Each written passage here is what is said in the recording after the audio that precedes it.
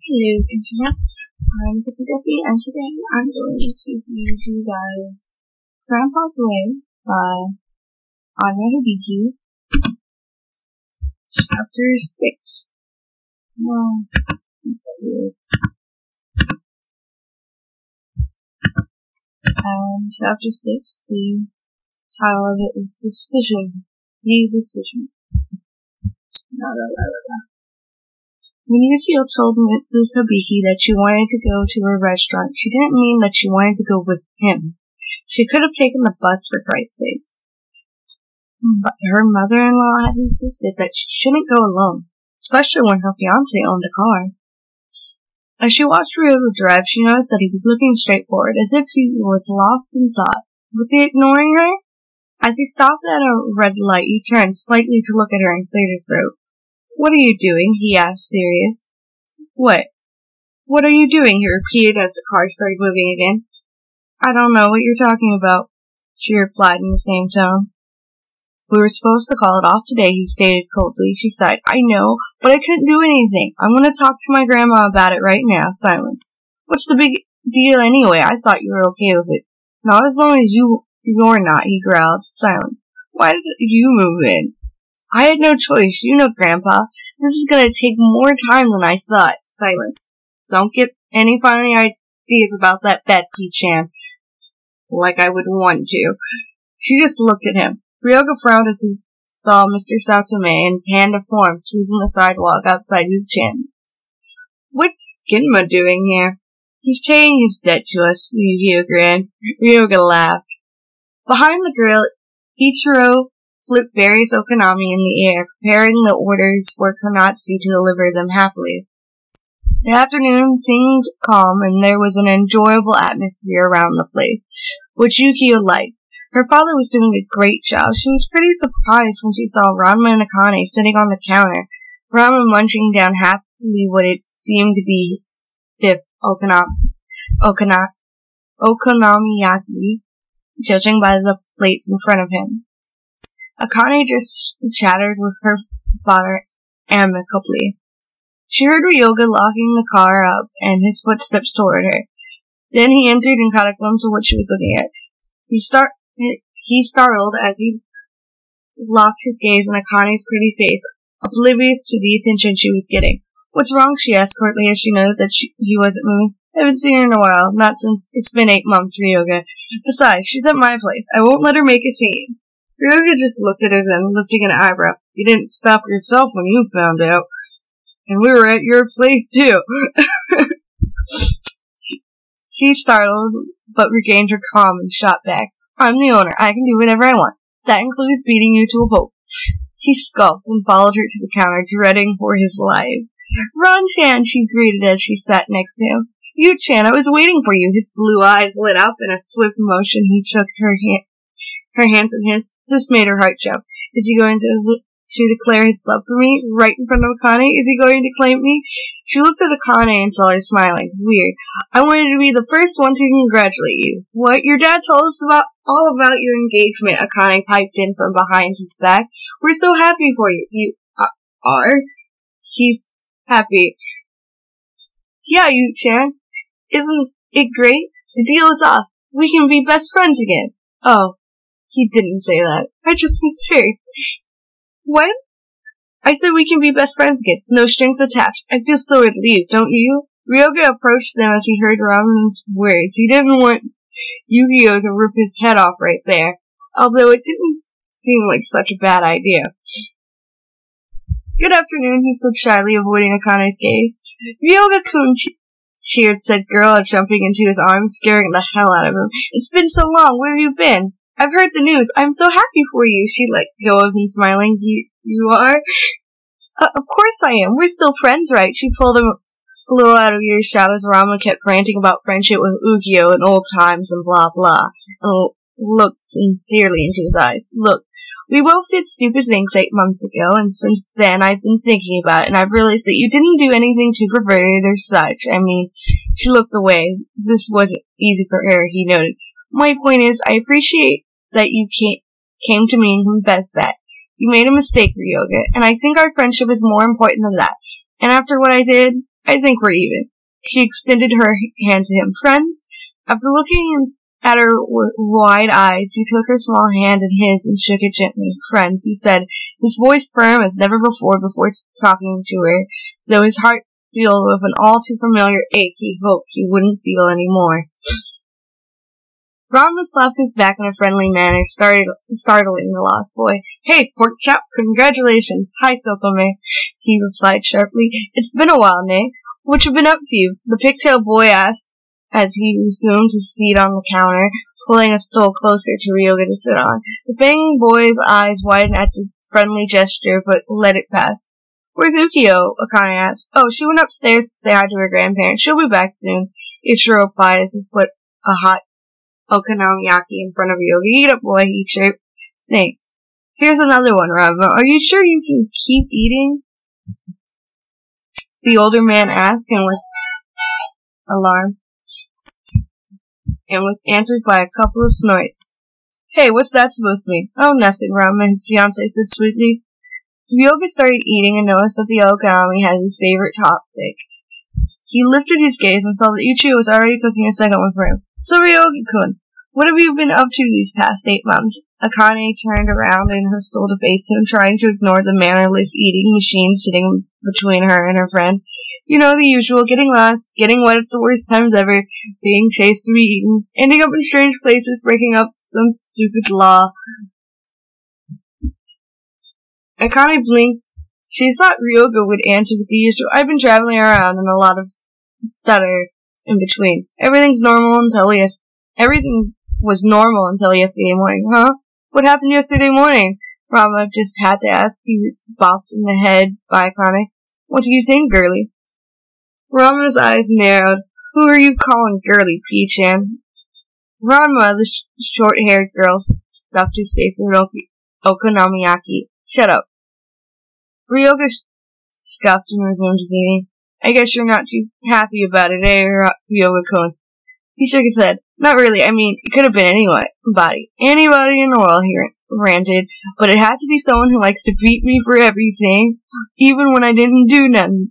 She's so, he threw his hands up, earning a few odd looks. Don't worry, kid. That'll change with time. Women have temper. Do remember that, Ichiro piped in. I totally second that. Rama lifted a hand to the air, again being bopped. Don't push it, jerk. At least it hasn't hit me yet, the lost boy reasoned as he saw Rama being very intimate with his boo. Oh, Miss Tinda, would you like to go upstairs and help my little girl with a few things? Akane smiled. Sure. They watched her disappear through the back door. Is she taking more stuff to the house? Ryoga asked. Nah, I just wanted some mail time. Now, kiddo, what's your problem with my little girl? He asked with a tight grin. Nothing, Uncle.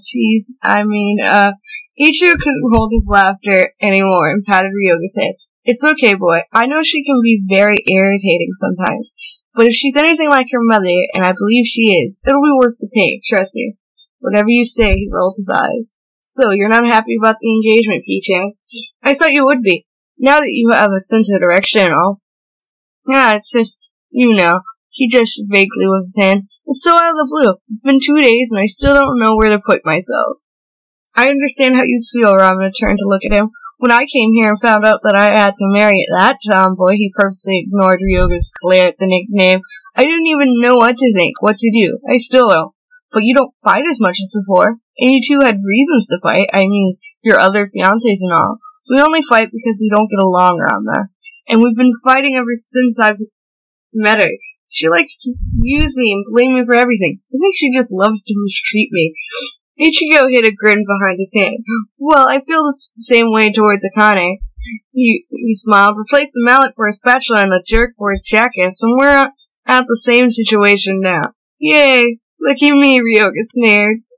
That attitude is what gets your ass kicked. Rama turned to his food again.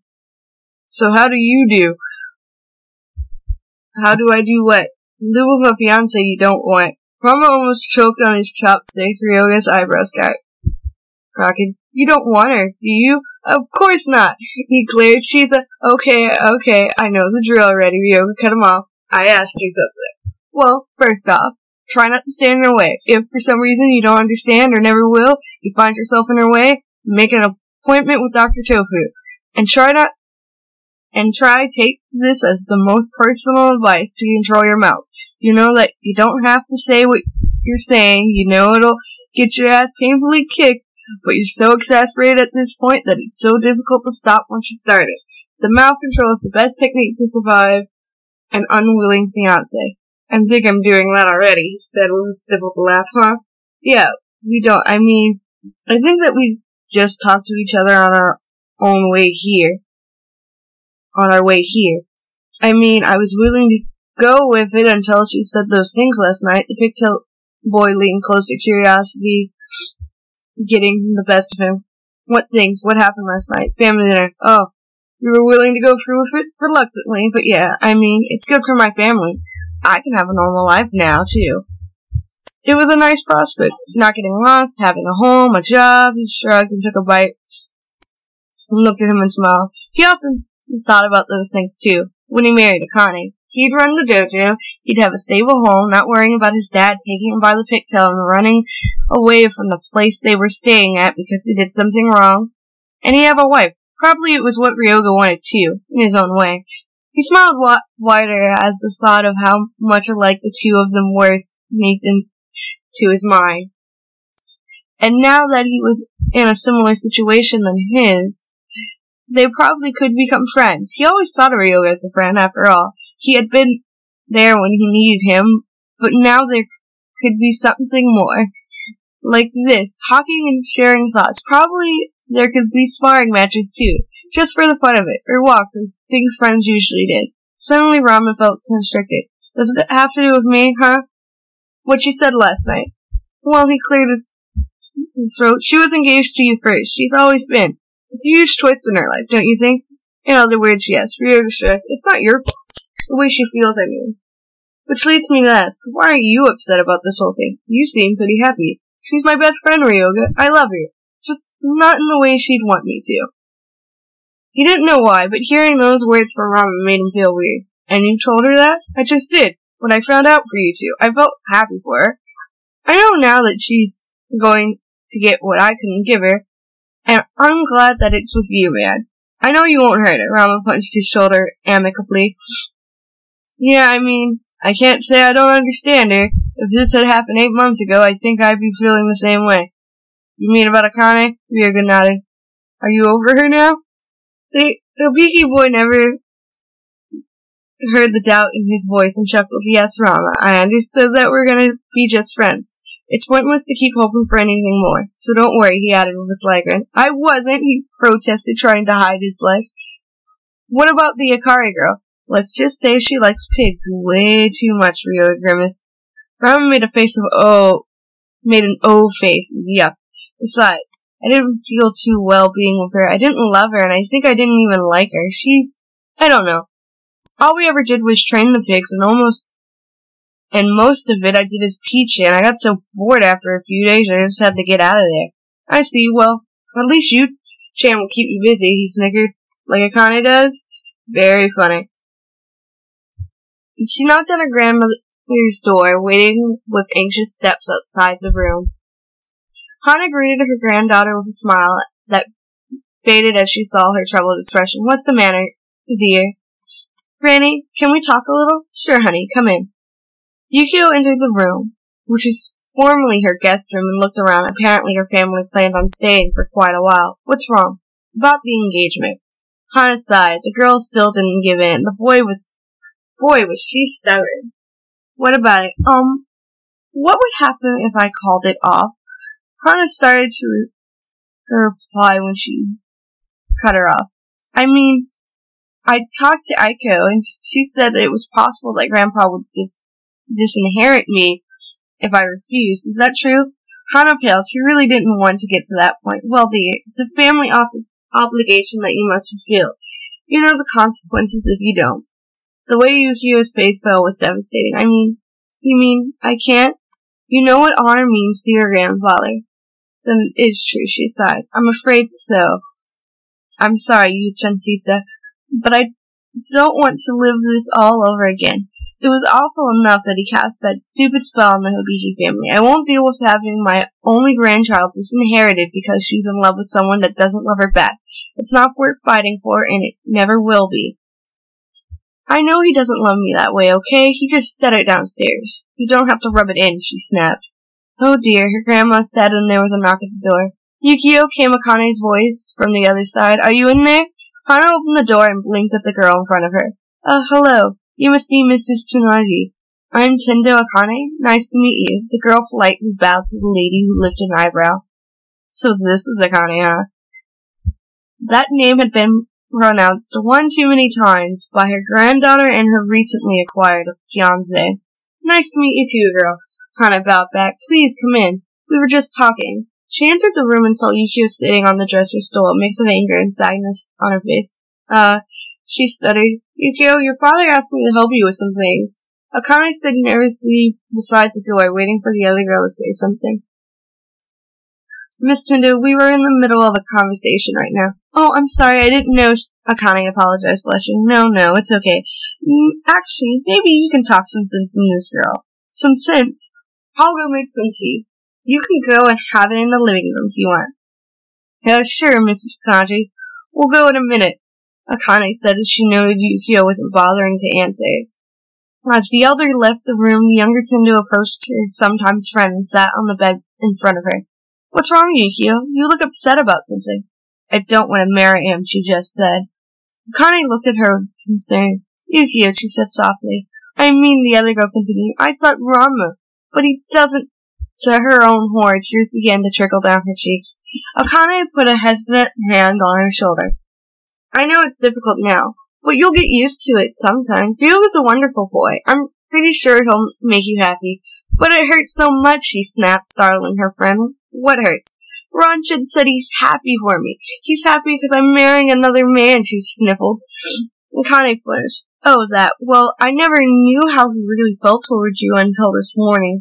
When we found out. He loves you, Yukio, but not the way a man loves a woman. You're like a sister to him. I'm pretty sure he'll kill anyone that tries to hurt you.